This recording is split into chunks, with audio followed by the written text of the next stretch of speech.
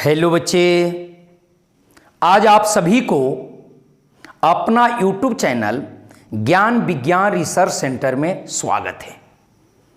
आज हम लोग गणित में 12वीं क्लास से सारणिक पाठ से एक बहुत ही महत्वपूर्ण प्रश्न लेकर आए हैं। आज हम लोग बिल्कुल आसान तरीका से सीखेंगे कि सारणिक में उप सारणिक और सहखंड कैसे निकाला जाता है। अगर सारणिक है तो हम उससे उप सारणिक कैसे निकालेंगे और फिर सहखंड कैसे प्राप्त करेंगे। तो पहले जान लें कि सारणिक में उप सारणिक क्या होता है और सहखंड क्या है, और फिर चलते हैं निकालने की ओर बिल्कुल आसान तरीका से। सारणिक में किसी अवयव से के सामने से पंक्ति और स्तंभ के अवयव को हटा लेने पर जो अवयव बचता है वही उस सारणिक का उप सारणिक होता है। सारणिक के किसी अवयव के सामने से पंक्ति और स्तंभ के अवयव को हटा लेने पर शेष अवयव द्वारा प्राप्त सारणिक को उप सारणिक कहते हैं, जिसे एम से सूचित किया जाता है। और यदि उप सारणिक को हम चिह्नित कर दें, उसको चिन्ह में बदल दें, तो वह सहखंड कहलाता है। इसका सूत्र होता है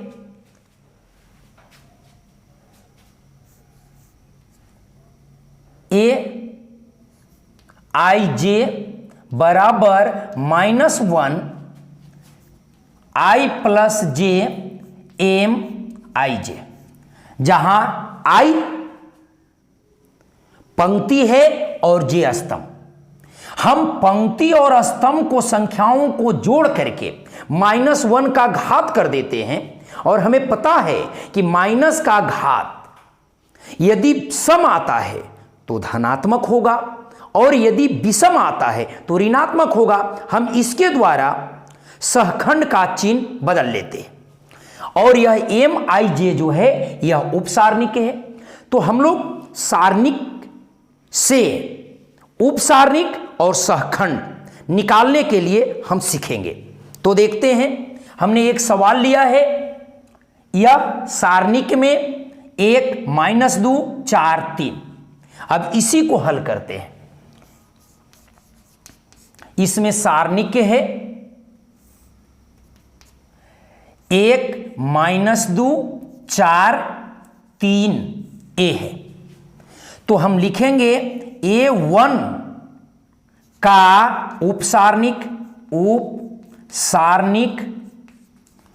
ध्यान देंगे, जब अवयव 1 के लिए उप सारणिक होगा तब होगा M11। और हमने बताया कि जो अवयव है उसको पंक्ति और स्तंभ से हटा देने पर जो बचेगा बस वही उप सारणिक होगा।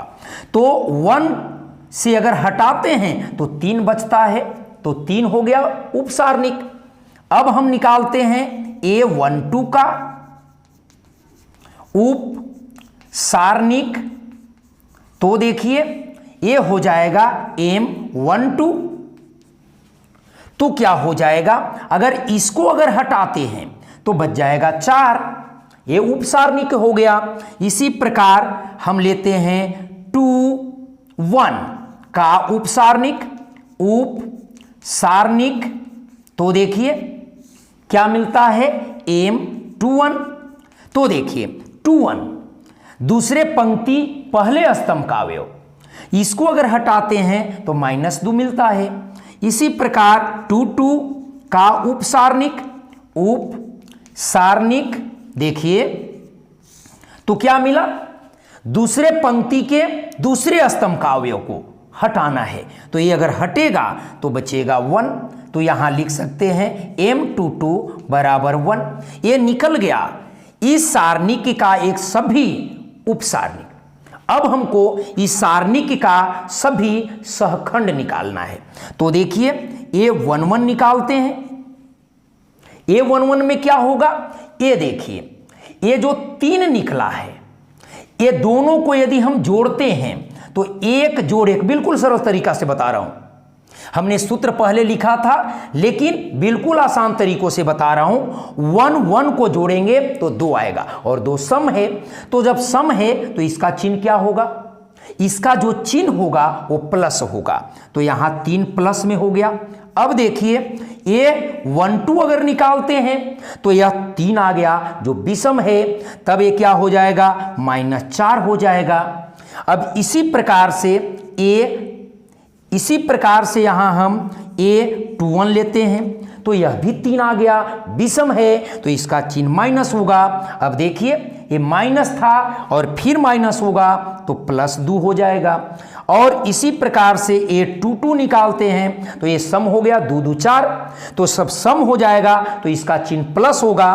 तो देखिए ये 1 था तो 1 ही रहेगा, अर्थात हमने ये निकाल लिया कि जो 3 है वो प्लस आया और जो A12 -4 जो A है वो माइनस है, फिर ये 2 निकला, ये माइनस माइनस प्लस हो गया क्योंकि ये 3 था तो माइनस होगा और माइनस पहले से था तो प्लस हो गया। और ये क्या होगा, 1 1 1 हो गया, दोनों प्लस में है, दोनों को जोड़ेंगे तो 2 2 4 होगा और 4 होता है सम, इसलिए इसका चिन्ह क्या होगा, प्लस। ये याद रखना है कि यदि जोड़ने पर घात सम आता है तो चिन्ह प्लस और यदि विषम आता है तो चिन्ह माइनस। हमने बिल्कुल सरल तरीका से 2 गुने 2 कोटि वाला का उपसारणिक और सहखंड बताया। अब चलते हैं 3 गुने 3 कोटि के लिए। तो देखिए यहां पर लिखेंगे A11 का उपसारणिक, तो देखिए ये क्या हो जाएगा, M11। तो देखिए इसमें क्या करना है, इसको जब हम छोड़ेंगे तो एक छोटा सा सारणिक बनेगा, यही उपसारणिक होगा। 5 -1 1 2, 5 -1 1 2, और फिर इसको हल कर लेंगे। हम हल करने की तरीका पहले बताए हैं, 5 में 2 से तो 10 हो गया और माइनस और इससे गुना होगा तो माइनस माइनस प्लस हो जाएगा, अर्थात 11 होगा। इसी प्रकार से A12 को निकालेंगे, उपसारणिक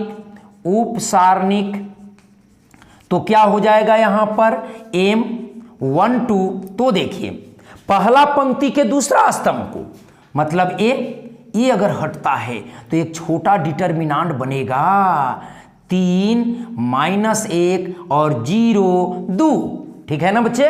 हाँ, अब गुना कर लेते हैं तो 3 दूनी 6 घटाओ 0 अर्थात 6। इसी प्रकार से A13 इसका भी उपसारणिक होगा क्या, M13। तो देखिए इसको यदि हम छोड़ते हैं 4 के सामने तो हो जाएगा 3 5 0 1, फिर इसको तोड़ते हैं तो 3 का 3 और -0 अर्थात 3 हो जाएगा, होगा ना। हाँ, इसी प्रकार से यदि हम अब इस पंक्ति के लिए चलते हैं तो 21 का उपसारणिक हो जाएगा M21। तो इसको अगर हम छोड़ते हैं तो देखिए क्या मिलेगा, 0 4 और फिर 1 2, मतलब 0 हो गया और -4 तो -4 हो गया, है ना। अब इसी प्रकार से 22 को अगर निकालते हैं तो उपसारणिक क्या होगा, M22।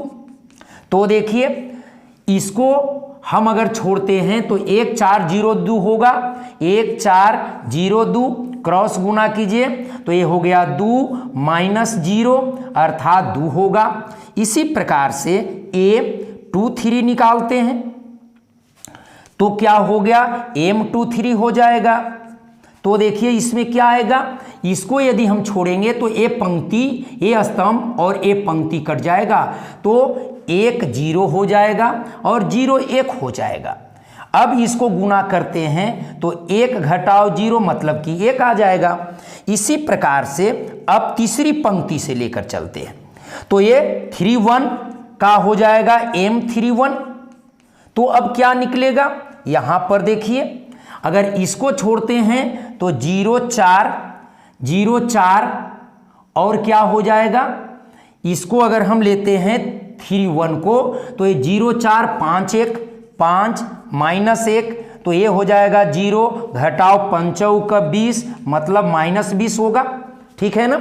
इसी प्रकार निकाल लेना है 3 2 के लिए अगर हम लेते हैं तो m 3 2 तो देखिए 3 2 के लिए अगर इसको निकालते हैं तो 1 कट जाएगा 1 4 3 -1 1 4 3 -1 तो हो गया -1 और फिर -4 आई 12 तो हो गया -13 और m 3 3 को निकालते हैं तो देखिए m 3 3 तो इसके लिए तो कट जाएगा तो मिलेगा 1 0 1 0 और 3 5 तो क्या हो जाएगा 5 का 5 और -0 अर्थात 5।